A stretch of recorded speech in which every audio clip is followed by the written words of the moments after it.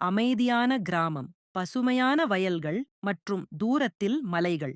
ஒரு சிறுவன், கண்ணன், தன் வீட்டு வாசலில் விளையாடிக் கொண்டிருக்கிறான். அவனது முகத்தில் ஆர்வம் தெரிகிறது. என் செல்லக் குழந்தைகளே, இன்று நாம் ஒரு அழகான கதையை பார்க்கப் போகிறோம். இது கண்ணன் என்ற ஒரு குட்டிப் பையனின் கதை. கண்ணன் ரொம்பவும் புத்திசாலி, அதே சமயம் ரொம்பவும் ஆர்வமானவன். அவனுக்கு புதுசா விஷயங்கள தெரிஞ்சுக்க ரொம்ப பிடிக்கும். கண்ணன் தன் கிராமத்தின் எல்லையில் இருக்கும் ஒரு அடர்ந்த வனத்த பார்க்கிறான்.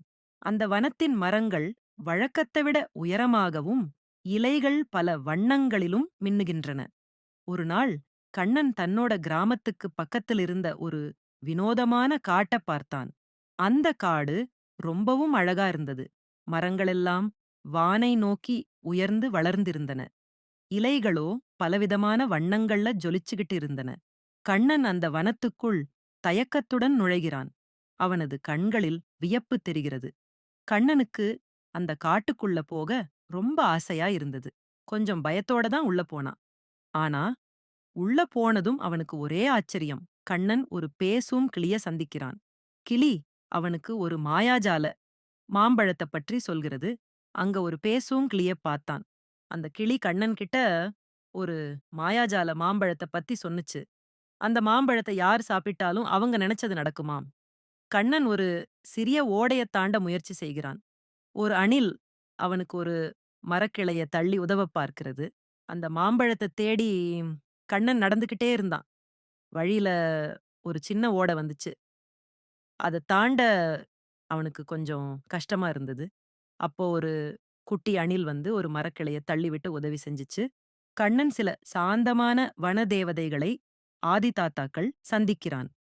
அவர்கள் அவனுக்கு வழிகாட்டுகிறார்கள். இன்னும் கொஞ்சம் தூரம் போனதும் கண்ணன் சில நல்ல மனசுள்ள வனதேவதைகளை பார்த்தான். அவங்க ஆதி தாத்தாக்கள்னு சொல்லுவாங்க. அவங்க கண்ணனுக்கு சரியான வழிய காட்டினாங்க. கண்ணன் ஒரு உயரமான மரத்துல பழுத்திருக்கும் மாயாஜால மாம்பழத்தை பார்க்கிறான். கடைசியா கண்ணன் அந்த மாயாஜால மாம்பழத்த பார்த்தான். அது ஒரு பெரிய மரத்துல பழுத்து தொங்கிக்கிட்டு இருந்தது. பார்க்கறதுக்கே ரொம்ப அழகா இருந்துச்சு. கண்ணன் சந்தோஷமா அந்த மாம்பழத்த பிடுங்கிக்கிறான். கண்ணனுக்கு ரொம்ப சந்தோஷமா இருந்துச்சு. அவன் மெதுவா அந்த மாம்பழத்த பறிச்சான். கண்ணன் அந்த மாம்பழத்த ஒரு ஏழை பொண்ணுக்கு குடுக்குறான். அவ சந்தோஷமா சிரிக்கிறா. ஆனா கண்ணன் அந்த மாம்பழத்த தான் மட்டும் சாப்பிடல. தன்னோட கிராமத்துல ரொம்ப கஷ்டப்படுற ஒரு ஏழை பொண்ணுக்கு அத குடுத்தான். அந்த பொண் ரொம்ப சந்தோஷமா சிரிச்சாங்க. கண்ணன் சந்தோஷமா வீட்டுக்கு திரும்புகிறான். பின்னணியில சூரியன் மறைகிறது. கண்ணன் வீட்டுக்கு திரும்பி வந்தான். அவனோட மனசு சந்தோஷத்துல நிறைஞ்சிருந்தது. ஏன்னா, தான் நினைச்சத விட மத்தவங்களுக்கு உதவி செய்யறதுல தான் உண்மையான சந்தோஷம் இருக்குன்னு அவன் தெரிஞ்சுக்கிட்டான்.